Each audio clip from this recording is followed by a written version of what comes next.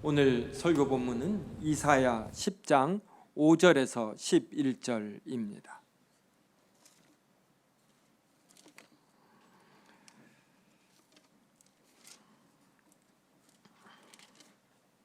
하나님의 말씀 봉독하겠습니다.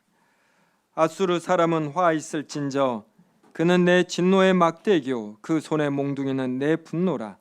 내가 그를 보내어 경건하지 아니한 나라를 치게 하며 내가 그에게 명령하여 나를 노하게 한 백성을 쳐서 탈취하며 노략하게 하며 또 그들을 길거리에 진흙같이 짓밟게 하려 하거니와 그의 뜻은 이같지 아니하며 그의 마음의 생각도 이같지 아니하고 다만 그의 마음은 허다한 나라를 파괴하며 멸절하려 하는도다. 그가 이르기를 내 고관들은 다 왕들이 아니냐. 갈로는 갈그미스와 같지 아니하며 하맛은 아르밧과 같지 아니하며 사마리아는 다메섹과 같지 아니하냐. 내 손이 이미 우상을 섬기는 나라들에 미쳤나니 그들의 조각한 신상들이 예루살렘과 사마리아의 신상들보다 뛰어났느니라. 내가 사마리아와 그의 우상들에게 행함같이 예루살렘과 그의 우상들에게 행하지 못하겠느냐 하는도다. 아멘. 오늘 설교 본문 5절을 한번 보시기 바랍니다. 아수르 사람은 화 있을진저 그는 내 진노의 막대기요 그 손의 몽둥이는 내 분노라. 하나님께서는 아수르 국가가 자신의 진노의 막대기라고 말씀하십니다. 아수르가 들고 있는 손의 몽둥이는 하나님의 분노를 나타내는 것입니다. 그런데 이 진노와 분노가 어디를 향한 진노와 분노일까요? 놀랍게도 이스라엘입니다. 그것은 이스라엘이 하나님 앞에서 악을 행하기 때문에 하나님께서 아수르를 통하여 이스라엘에게 진노하시고 분노하시는 것입니다. 이스라엘이 행한 악들이 10장 1절과 2절에 나옵니다. 저와 한 절씩 읽겠습니다. 불의한 법령을 만들며 불의한 말을 기록하며 가난한 내 백성의 권리를 박탈하며 악하고에게 투색하고 오해의 것을 약탈하려는 하리가 있을지어다. 이스라엘이 여러 악행들을 했는데 이것들의 대표적인 것들을 1절은 불의한 법령을 만드는 것, 불의한 말을 기록하는 것, 그리고 가난한 자를 불공평하게 판결하는 것, 가난한 백성의 권리를 박탈하는 것, 과부와 고아의 것을 토색하고 약탈하는 것, 이렇게 표현하고 있습니다. 이들은 이런 악행을 하고서도 하나님을 두려워하지 않았습니다. 하나님께서 벌하시는 환난 때를 걱정하지 않았습니다. 죄를 짓고 죄를 지었을지라도 회개한다라면 하나님께서는 용서하시지만 죄를 짓는 것을 두려워하지 아니하고 죄 짓는 것이 자신의 안위에 무슨 상관이 있느냐라고 생각하는 자를 하나님께서는 그 죄가 어느 임계점에 도달하면 크게 징계하십니다. 하나님께서는 6절을 보면은 아수르를 보내셔서 경건하지 아니한 나라를 치게 하십니다. 하나님께서 아수르에게 명령하셔요. 그래서 아수르가 이스라엘을 치는 것은 아수르 자신들의 독자적인 판단도 아니고 자신들의 독자적인 능력도 아니고 하나님께서 먼 원인이 되시어 아수르로 하여금 이렇게 하시는 것입니다. 그래서 하나님께서 아수르에게 명령하여 하나님을 노하게 한 백성을 쳐서 탈취하며 노략하게 하시며 또 그들을 길거리에 진흙같이 짓밟게 하십니다. 여기서 중요한 것은 하나님께서 아수르에게 명령하시어 아수르로 하여금 이렇게 하시는 것입니다. 하나님께서 이스라엘을 징계하시는데 흉년을 통해 기근으로 징계하실 수 있고 또 코로나19 대감염처럼 전염병을 통해 징계하실 수 있습니다.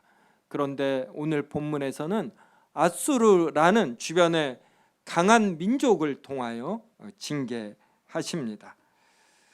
성도 여러분은 우크라이나와 러시아 간의 전쟁을 보면서 어떠한 생각이 드시는지요? 또 전 세계를 힘들게 했던 코로나19 대감염을 또 보시며 어떠한 생각이 드시는지요? 또 튀르키예 지진도 최근에 있었습니다. 성도 여러분, 냉소주의에 대해서 들어보셨는지요? 세상의 풍속, 또 전통, 도덕, 법률, 제도 등을 무시하거나 경시하거나 이렇게 비웃는 것, 이러한 것을 냉소주의라고 합니다. 냉소주의를 갖게 되는 것은 이 세상의 일들이 그냥 우연히 이루어지는 것이지 어떤 질서와 가치를 향해 발생하는 것이 아니다. 그러므로 대강 살아도 되는 것이고 이 세상은 될 대로 되는 식으로 흘러가도 되고, 그래서 어떤 큰 대의 명분, 가치, 법, 제도를 향해 살 필요가 없다, 이런 것입니다. 실제로 코로나19 대감염이 터졌을 때 여러 사람들이 죽었는데 착하고 의로운 사람들도 죽었고 악한 자도 죽었습니다. 그러므로 굳이 착하게 그리고 법을 지키며 제도를 지키며 살 필요가 없다, 이러한 생각하는 것이죠. 오늘로 6.25가 일어난 지 73년이 됩니다. 한국 전쟁 때 많은 사람들이 죽었는데 이것이 그냥 우연히 사람들이 죽고 그러는 것이지 어떤 착한 사람은 목숨을 건지고 악한 사람은 전쟁을 통하여 죽는 것이 아니다, 이런 생각을 가지며 주변에서 발생하는 사건이나 현상에 대해서 이런 냉소를 짓는 것입니다. 그런데 오늘 본문을 보면 아수르가 이스라엘을 치는 것은 그냥 우연히 된 것이 아니고 하나님께서 아수르로 하여금 이스라엘을 치게 명령하신 것입니다. 무질서해 보이고 우연히 발생하는 사건과 현상들이 하나님의 계획 속에 있습니다. 우리는 어떤 일들과 현상들이 벌어졌을 때 여기에서 어떤 명확한 원인과 결과를 찾지 못해도 그때 우리는 꾹 참는 것입니다. 여전히 하나님의 말씀만이 옳은 것이고 이렇게 집행된다라고 생각하는 것이에요. 사람들은 가까운 원인과 결과, 이러한 것만을 관찰하고 어떤 법칙을 찾아내는 경향이 있습니다. 그런데 우리가 눈을 들어서 100년, 200년, 300년, 1000년씩 이렇게 길게 볼 수 있고 거기에서 발생한 여러 일들을 면밀히 볼 수 있다라면 도도하게 흐르는 하나님께서 만물을 붙드시고 여러 일들을 정밀히 통치하심, 이것을 알 수가 있는 것이에요. 그래서 가깝게는 그냥 여러 일들이 우연히 발생하는 것 같습니다. 착한 자도 전쟁을 통해서 죽고 코로나 대감염을 통해서 깊은 중병에 걸리거나 죽는 것 같습니다. 이것은 우리가 부인할 수가 없습니다. 하지만 하나님께서 이러한 긴 시간 속에서 역사를 통치하시어 의로운 자를 높이 세우시고 악한 자를 하나님께서 엄밀히 징계하시는 것, 이것은 분명합니다. 그래서 우리는 가까운 현상을 관찰하는 우리의 관찰력을 믿으면 안 되고, 우리는 여러 가지 것들을 정밀하게 알 수 없음을 또 인정하고 그것들에 벌어지는 일들의 원인과 결과를 연결시키지 못함을 인정하고 오직 우리의 판단의 근거가 되는 성경을 통해서 판단해야지 됩니다. 그래서 이것만 붙들고 남들은 어떻게 살지라도 어떻게 생각하고 표현할지라도 우리는 성경에 있는 내용대로 생각하고 이것에 근거해서 사물과 현상들을 바라보고 성경이 말하는 하나님의 말씀을 목표로 향해서 살아가야 합니다.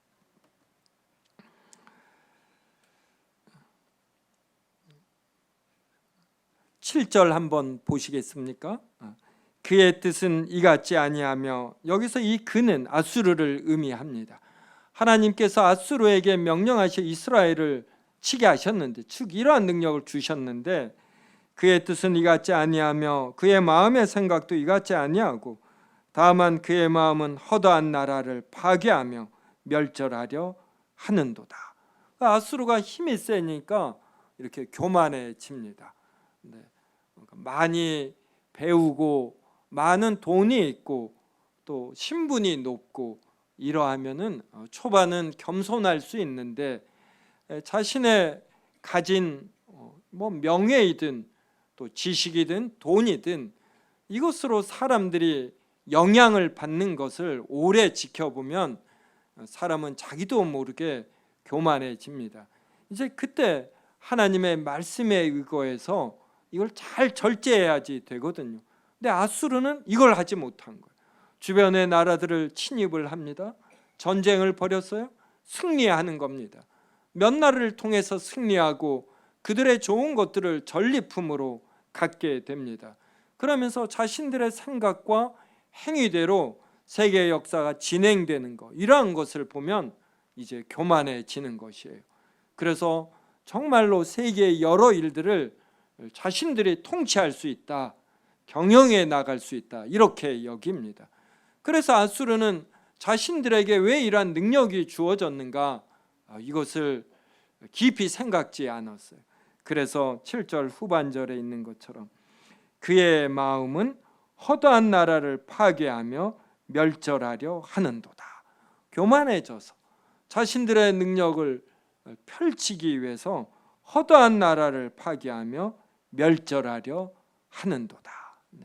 그래서 어떤 한 나라의 저력은 힘이 많을 때 주변 나라들을 억압하며 자신들의 영토를 확장하는 것이 아니라, 이러한 확장주의는 어느 때가 되면 자신들의 국력이 약하여질 때 영토를 빼앗기고 자신들도 침입과 지배를 받을 줄 알고, 그러니까 좋은 제도와, 그러니까 세계가 인정하는 제도와 법을 만들 줄 아는 것입니다.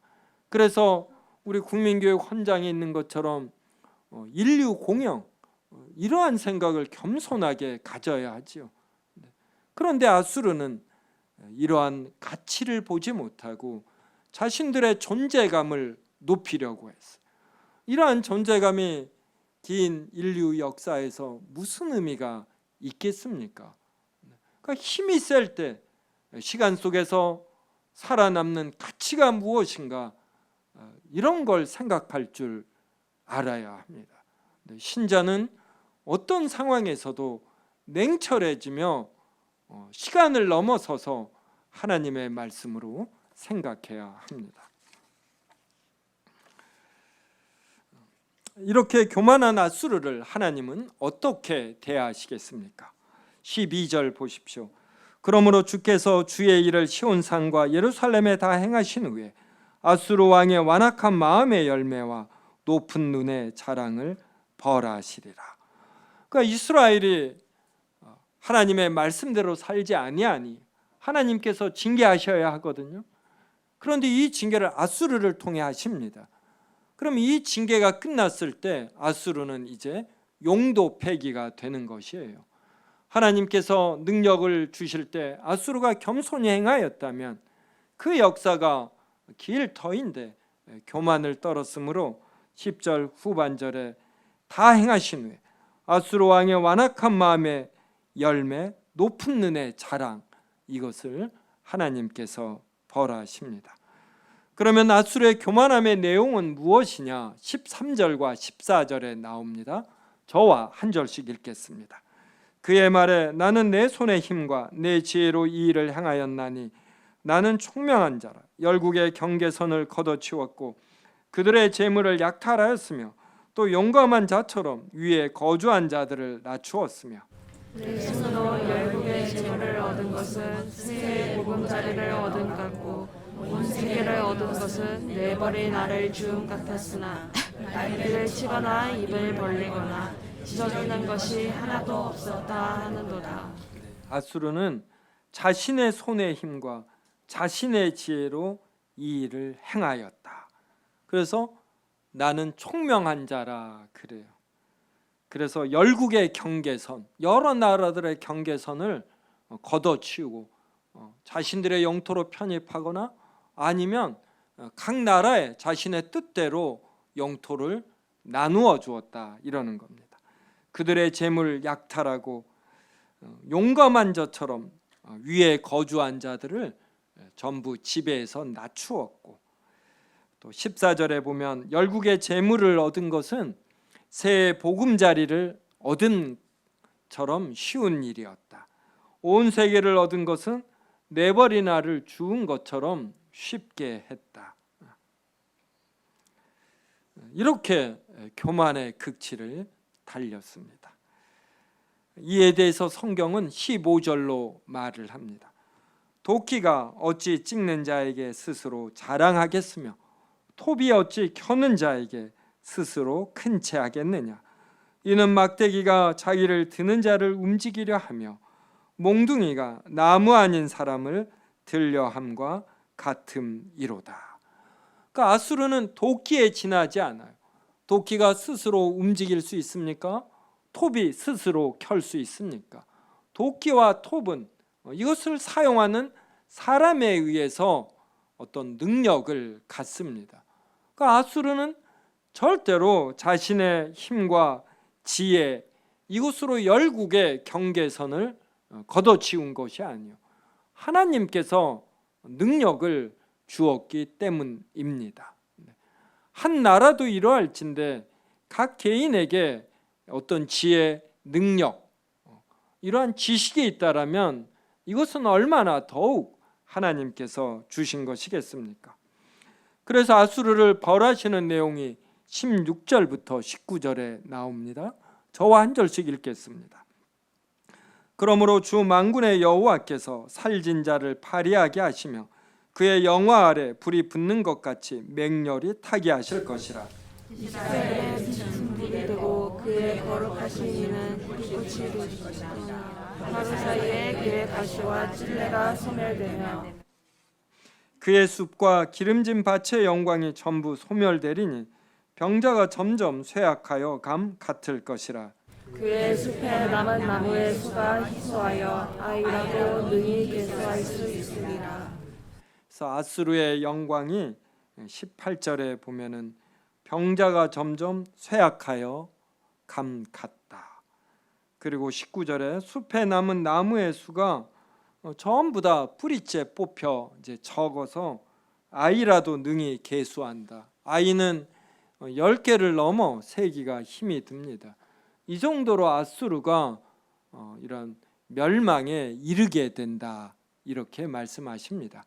실제로 세계의 역사를 보면 한때 몇십 년간 세계를 크게 점령했어도 그 후에 사라진 나라들이 얼마나 많은지 모릅니다. 그에 반하여 이스라엘에는 남은 자들이 있습니다. 20절부터 23절 저와 한 절씩 읽겠습니다. 그날에 이스라엘의 남은 자와 야곱 족속의 피난한 자들이 다시는 자기를 친자를 의지하지 아니하고 이스라엘의 거룩하신 이 여호와를 진실하게 의지하리니 남은 자 곧 야곱의 남은 자 안녕하신 하나님께로 돌아올 것이라. 이스라엘이여 내 백성이 바다의 모래 같을지라도 남은 자만 돌아오리니 넘치는 공의로 파멸이 작정되었음이라. 이미 작정된 파멸을 주 만군의 여호와께서 온 세계 중에 끝까지 하시리라. 아수르가 멸망당할 때에 이스라엘의 남은 자, 야곱 족속의 피난한 자들이 이제 이스라엘의 거룩하신 이 여호와를 진실하게 의지합니다. 여기 의지하다 앞에 진실하게라는 단어가 있지요. 그러니까 하나님께서 이스라엘의 많은 무리 중에서 이러한 진실한 자, 이 남은 자를 남겨두신다, 이러한 의미입니다. 그래서 21절에 더 명확하게 남은 자, 곧 야곱의 남은 자가 능하신 하나님께로 돌아올 것이라. 하나님께서 이스라엘을 택하셨기 때문에 이들의 죄악에 의거하면 아수르처럼 모두 다 전멸되어야 합니다. 그런데 하나님께서 그 노를 누그러뜨리시고 그들의 일부를 여전히 사랑하시어 하나님의 자녀로 여겨 주십니다. 22절 보십시오. 내 백성이 바다의 모래 같을지라도 그들 모두가 하나님의 진실한 백성이 되는 것이 아니라 남은 자만 돌아온다. 이 남은 자도 먼저는 하나님께서 은혜로 그들을 하나님의 자녀로 택하여 주시는 것이고, 그 택하심이 어떻게 표현이 되냐면 또 그들이 진실이 여호와를 의지하게 되므로 표현이 됩니다. 그러면서 22절 후반절에 넘치는 공의로 파멸이 작정되었습니다. 하나님의 공의로 아수르는 전멸되고 이스라엘도 이 죄에 대해서 다수가 전멸되고 그들 중에 남은 자를 하나님께서 사랑으로 택하십니다. 이게 넘치는 공의로 말미암은 것이다. 그래서 이 남은 자를 뺀 자들에게는 파멸이 작정되었다 이럽니다. 그러니 이스라엘 백성 중에 진실이 여호와께로 돌아오는 자, 그래서 완전한 구원과 영원한 생명을 얻는 자들은 얼마나 은혜가 큰 것입니까? 하나님께서 모든 백성을 죽이실 때 8명의 노아와 그 가족을 살려주셨어요. 이러한 큰 은혜를 또 이스라엘에게도 이 남은 자에게 허락하십니다. 23절 보면 이미 작정된 파멸을 주 만군의 여호와께서 온 세계 중에 끝까지 행하시리라. 사람은 무엇을 결심하여도 어떤 악한 자에 대하여 이렇게 갚으려는 마음을 독하게 품어도 또 시간이 지나면 잊어버리고 그 능력이 한정되어 있기 때문에 악한 자를 징계하는데 한계가 있습니다. 근데 여호와께서는 이 작정하신 걸 잊어버리시지 아니하셔요. 그리고 일부 지역만이 아니라 온 세계에 걸쳐서 그리고 다 이루시기까지 쉬지 아니하십니다. 그래서 끝까지 행하시리라 이렇게 나와 있습니다. 그리고 신약 성경이 바로 이 본문을 인용합니다. 이 인용한 내용이 로마서 9장에 나옵니다. 자, 이것을 지금까지는 주보를 통해서 보았지만 성도 여러분, 이젠 TV 화면을 통해서 보셔요. 주보에도 적어 놓았습니다. 로마서 9장 20절부터 29절 저와 한 절씩 읽겠습니다. 이 문맥을 생각하면서 잘 읽어 보셔요. 그러면 또 오늘 우리가 믿는 여호와 하나님이 어떠하신 분인지 또 깊이 깨달으며 우리가 받은 구원이 얼마나 전적인 은혜인가, 그리고 얼마나 귀한 것인가 알 수 있습니다. 이 사람아, 내가 누구에게 감히 하나님께 반문하느냐?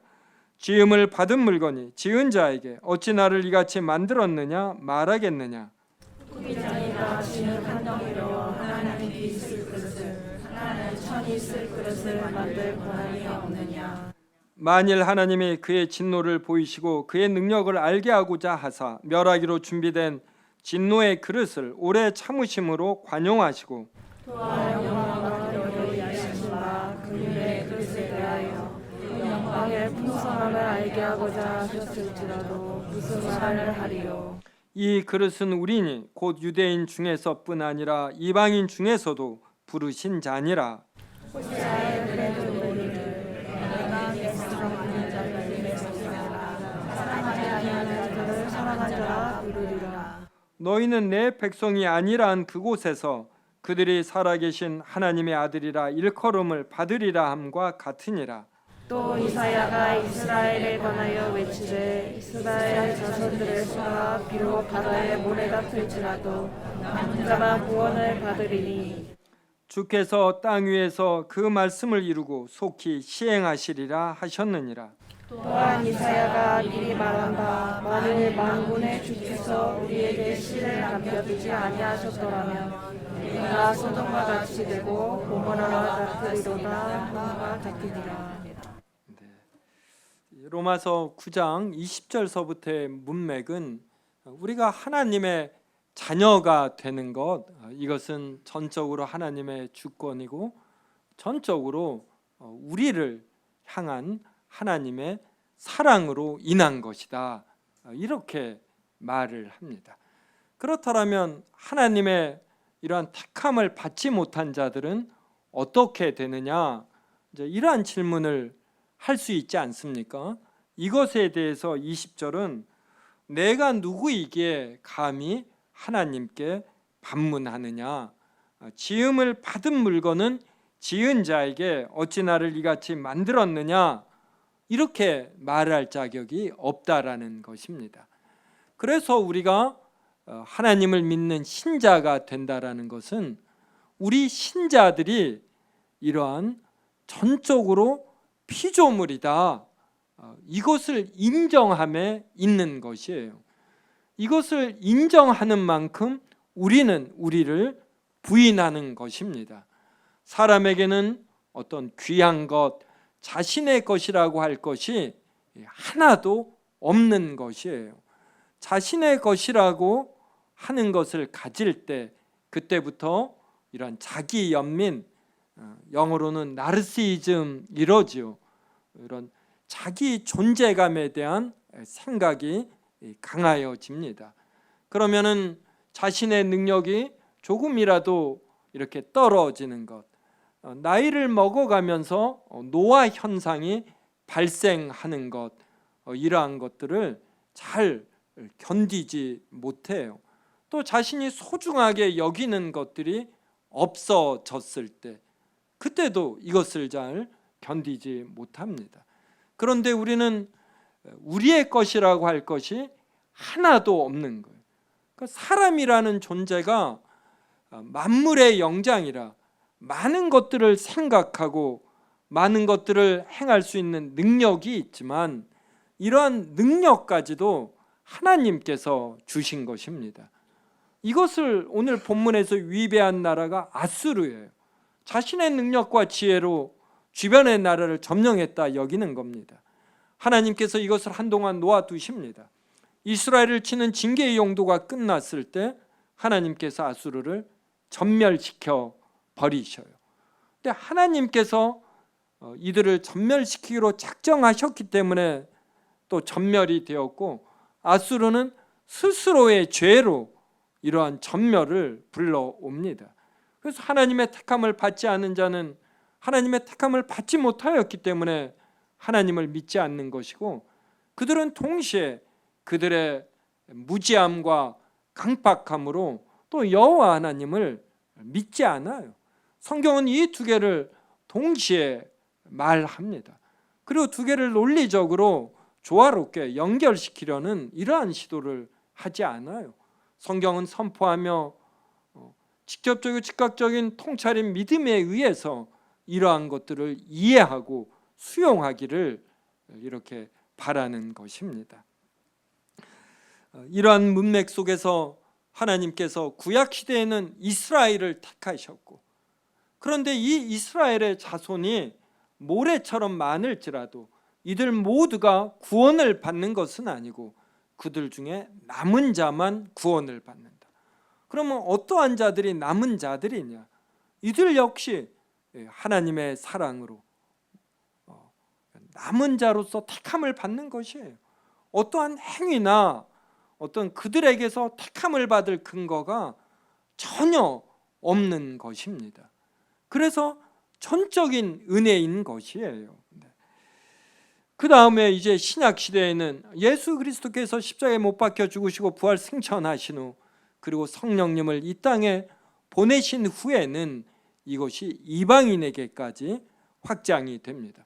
그래서 로마서는 곳곳에서 먼저는 유대인에게요, 나중에는 헬라인에게라, 이방인에게라, 유대인만이 아니라 모든 민족에게도 하나님의 은혜와 말씀이 선물로 주어졌다, 이렇게 말을 합니다. 그러면서 오늘 이사야에 있는 말씀을 27절이 인용을 합니다.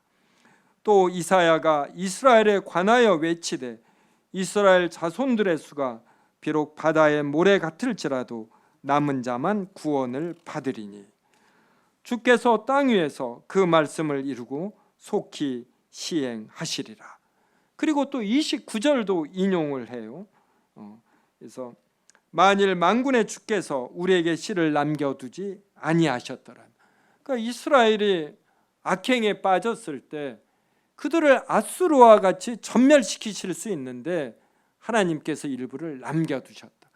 만약에 그렇게 하시지 아니하였다면 소돔과 고모라처럼 전멸되었다, 이 의미입니다. 그래서 우리가 동물이 아니라 사람으로 태어나는 것, 그 사람들 중에서 그리스도를 믿는 신자가 되는 것, 이것이 바로 하나님의 전적인 은혜라는 것이에요. 너의 힘과 지혜로 했다 할 것이 없으므로 겸손하게 하나님의 은혜를 전적으로 크게 인정하고 그 하나님께서 피조물들에게 원하시는 하나님을 영화롭게 하는 삶을 살아야 한다, 이렇게 말을 합니다. 그리고 이사야가 오늘 이러한 말을 하는 것은 우리가 지난주에 살펴본 이사야 9장의 내용이지요. 이거는 성경을 보셔야 합니다. 이사야 9장 6절과 7절입니다. 이사야 9장 6절과 7절. 저와 한 절씩 읽겠습니다. 이는 한 아기가 우리에게 낳고 한 아들을 우리에게 주신 바 되었는데 그의 어깨에는 정사를 메었고 그의 이름은 기묘자라 모사라 전능하신 하나님이라 영존하시는 아버지라 평강의 왕이라 할 것임이라. 그 정사와 평강의 다음이 무궁하며 또 다윗의 남자와 그의 나라를 위하여 그 나라를 크게 세우고 진리로 영원히 정의와 공의로 그것을 보존하실 것이라. 만군의 여호와의 계시를 이루시리라.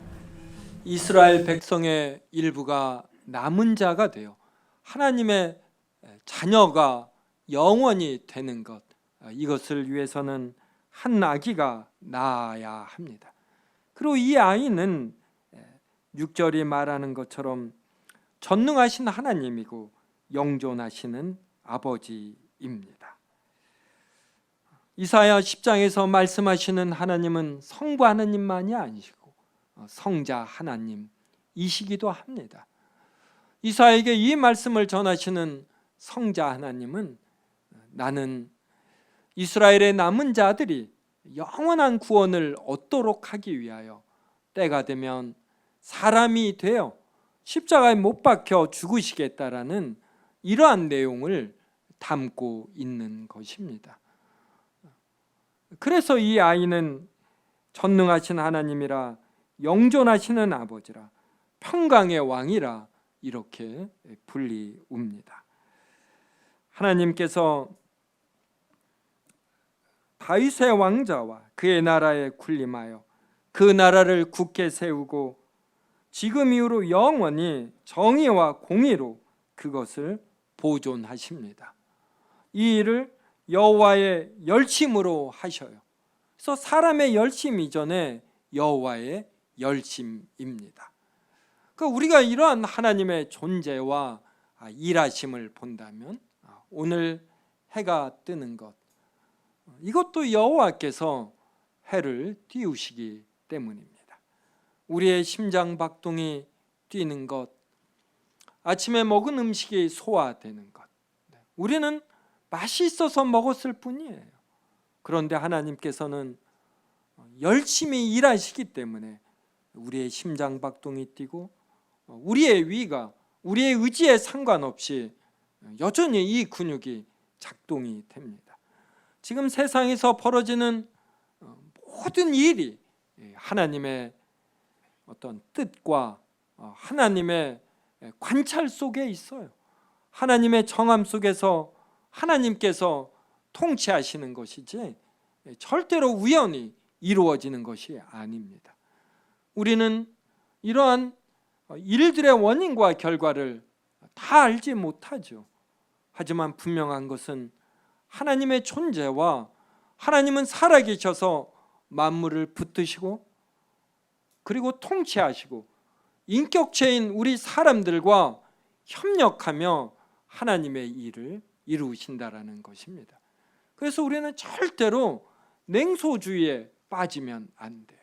우리는 늘 하나님의 말씀 이것을 목표로 해서 이 말씀대로 살아가야 합니다. 그럴 때 우리는 하나님의 존재, 하나님의 통치를 아주 면밀하게 느낄 수 있고 하나님께서 이러한 자에게만 주시는 하나님의 임재를 또 깊이 느끼게 하며 우리로 하여금 하나님을 즐거워하게 하십니다. 하나님은 왜 이러한 예언을 아수르에게 주실까요? 이사야 10장 24절과 27절 보겠습니다. 한 절씩 읽겠습니다. 그러므로 주 만군의 여호와께서 이르시되 시온에 거주하는 내 백성들아 아수르가 애굽에 한 것처럼 막대기로 너를 때리며 몽둥이를 들어 너를 칠지라도 그를 두려워하지 말라. 내가 보이지 아니하여 내게는 불을 붙이고 그들은 내 진노로 멸하리라 하시도다.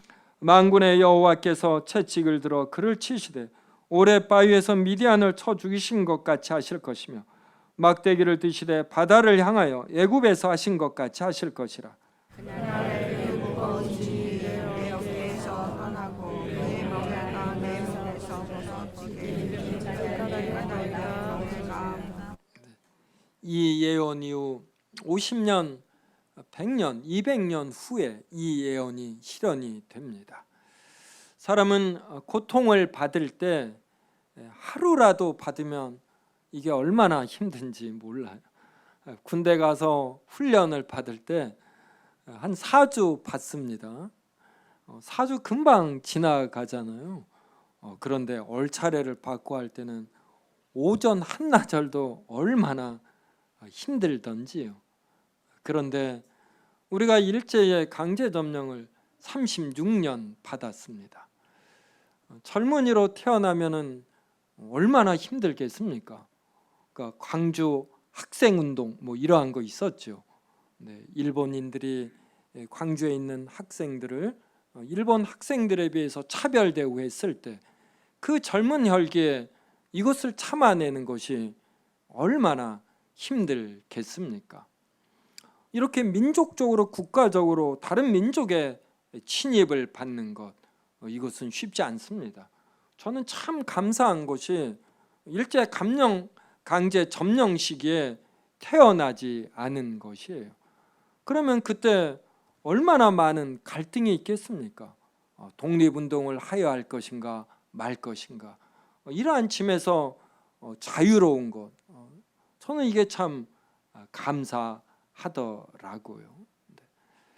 또 개인적으로는 어떤 병에 걸렸을 때 자신이 하던 사업이 망하였을 때 이 교회당 건물을 지을 때 이 앞에 있는 아파트에서 너무 높이 올라간다고 민원이 발생해서 2개 층을 못 올렸습니다. 그래서 몇 억 손실이 발생했어요. 그거 제 개인 돈 손실이 아니라 교회 돈입니다. 어떻게 보면 저와 엄밀한 관계가 없어요. 그런데도 얼마나 힘들든지 그 민원이 발생했다라는 소식을 들었을 때 정말 이렇게 힘이 빠지더라고요. 이게 넓적마디가 녹는 듯하다. 정말 이런 느낌이었습니다. 또 그 이후에도 제 인생에서 이렇게 하늘이 노래지는 듯한 이러한 경험들이 있었습니다. 아수르의 침입을 이스라엘이 받을 때 얼마나 힘들겠습니까? 그때 견뎌낼 수 있는 힘이 무엇이에요? 이것을 위해서 하나님께서 이사야를 통해 예언해 주십니다. 그래서 이스라엘 백성은 이사야 10장을 보면서 앗술의 침입을 받을 때 견뎌내고 버텨내는 것이, 우리가 지금은 최강대국 앗술의 침입 속에서 힘들지만 어느 적절한 시기가 되면 앗수르는 멸망할 것이고 우리는 남은 자가 있어서 하나님의 영원한 백성이 된다라는 이 말씀에 의거하여 버티는 것입니다. 그리고 이것은 신약 시대의 우리에게도 그대로 적용이 되는 것이에요. 신자들일지라도 오늘 오후 예배 때 살펴볼 것인데, 부패한 본성의 일부가 남아 있어서 성화에 있어서 이러한 실패와 더딘 진보가 있습니다. 하나님은 이러할 때 이 말씀을 통해서 우리가 깨닫지 못하기 때문에 그때 따끔하게 징계하셔요. 저도 제가 겪은 어려움들을 보면은 제 스스로 자초한 것들이 태반이 넘습니다. 이걸 하나님의 말씀 속에서 깨달으면 되는데 이게 잘 안 돼요. 저는 제 마음에 이러한 어떤 일어나는 현상을 때때로 이렇게 좀 정직하게 말하는 편인데, 이걸 갖고 저를 너무 속물이다 이렇게 평가하지 마셔요. 이 땅이 400만 원에 샀습니다. 140평.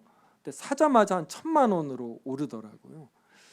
그때 제가 저의 됨됨이를 알아서 이걸 내 이름으로 하면 내가 나중에 욕심을 부릴 것이다. 제가 저의 수준을 파악하고 교회 이름으로 등기를 했습니다. 그래서 이게 올라도 저하고 아무 상관이 없어요. 제가 이득을 취할 게 하나도 없습니다. 그런데도 제 마음이 붕 뜨더라고요. 그래서 그때 제가 깨달은 것이, 사업을 하는 분은 사업이 잘 되면 이렇게 붕 떠서 교만해지기가 쉽겠구나. 그래서 사업에서 성공한 분이 10년씩 20년씩 성공했는데도 겸손하다. 그럼 이분은 정말 된 분이에요. 저는 주변에서 좀 잘 사는 분이 겸손한 경우 10년 20년씩, 30대 40대는 겸손하기 쉽습니다. 근데 50대 60대가 되어서도 겸손한 분 찾기는 그렇게 많지가 않더라고요. 제 것이 아닌데도 제가 마음이 붕 떠. 이것을 제 스스로 가라앉힐 수 있었을까요? 이게 없어요. 민원이 나서 몇 억 손실이 나고 이러니까 그때서야 좀 정신이 나더라고요. 이게 사람의, 이게 이제 저를 견주어 모두에게 적용해서 좀 죄송함도 있지만 우리 사람들이 얼추 거기서 거기 아닙니까? 그래서 하나님은 믿는 자일지라도 여러 징계를 주십니다. 한두 번의 징계를 통하여 정신을 차리면 하나님께서 징계하시지 않아요. 그런데도 미련한 자는 저처럼 미련하고 이런 자아가 강하고 그러면 하나님이 계속 치셔요. 아주 따끔하게 치십니다. 그런데 하나님의 자녀로 택하셨기 때문에 완전히 치시지는 않아요. 그래서 지금 이렇게 지난주에는 이 TV까지 설치해서 이런 멋진 세움교회의 담임 목사로 하나님께서 계속 사역하게 하시니 얼마나 감사합니까? 그래서 제가 보니까 이제 좀 자랑해도 되겠죠. 제가 잘하는 게 견디고 버티는 것 같아요. 남들에게 좀 저의 미련함과 부족한 인격을 인해서 비난과 멸시를 당해도 그래도 견디고 잘 버티는 것 같아요. 어떤 큰 어려움이 있어도 또 그러려니 하고 견디고 버티고, 그래서 하나님의 말씀대로 살다 보면 또 하나님께서 어느 때가 되면 이렇게 또 높여주시고, 그러니까 신자의 삶은 살만해요. 성도 여러분, 지난 몇 달간 또 지난 한 주 어떤 어려움이 있고 이런지 모르겠습니다. 신자는 이때도 뻔뻔하게 견디고 버티면 돼요. 다윗을 보십시오. 제가 볼 때 성경 인물들 중에 가장 뻔뻔한 이들 중에 한 명이 다윗이에요. 밧세바와 간음했습니다. 그리고 남편을 불러요. 자신이 밧세바와 가늠하여 임신한 걸 숨기려고. 근데 이 우리아가 얼마나 충실한지 술을 먹고서도 자기 아내에게 안 가요. 요압 장군과 언약궤가 전쟁터에 있는데 내가 어떻게 나만 아내와 가서 동침할 수 있느냐. 우리아가 이런 의로운 행위를 하니까 다윗이 얼마나 비열한지 편지를 씁니다. 이걸 또 우리아 편으로 보내요. 그래서 요압 장군에게 보냅니다. 이 우리아를 맹렬한 전쟁터에 보내어 죽이라.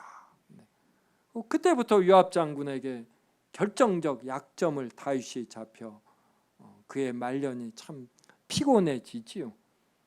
그런데 다윗의 훌륭한 점은 나단이 이 잘못을 지적했을 때 다윗은 한마디도 변명 안 했습니다. 깨끗이 인정하고 모든 백성과 신하 앞에서 그 부끄러움과 수모를 견디고 버틴 것이요. 그가 그렇게 할 수 있었던 것은 인간의 별 수 없음을 다윗이 알았고 그를 향한 하나님의 별 수 없는 사랑, 신실한 사랑, 포기하지 아니하시는 하나님의 사랑, 그리고 다윗을 한번 택하셔서 포기하지 아니하시고 하나님께서 열심을 내어 그를 성장시킬 것이다. 이걸 믿은 것입니다. 저도 이러한 다윗의 뻔뻔함, 다윗의 견디고 버팀, 하나님에 대한 그의 믿음, 이것을 일부나마 본받고 또 알아서 저도 견디고 버티는 것 같아요. 그래서 우리 세움교회 성도들은 저도 웬만한 간음, 살인 교사까지도 회개만 하면 우리는 당회에서 출교 이런 거 안 합니다. 좀 견책, 수찬 정지 정도는 하겠지만 우리는 서로 세우고 격려하며 하나님 안에서 성장하기 위해서 계속 노력하는 것이에요. 그래서 우리는 뻔뻔하게 하나님 앞에서 견디고 버티는 것입니다. 자신의 잘못을 빨리 알아채고 하나님의 분노의 막대기, 이것을 맞지 않기 위해서 하나님의 말씀을 기뻐하며 이렇게 사는 것입니다. 이번 한 주 이렇게 열심을 내어 우리를 성장시키는 하나님의 품에 풍덩 빠져 하나님을 더욱 즐거워하시기 바랍니다.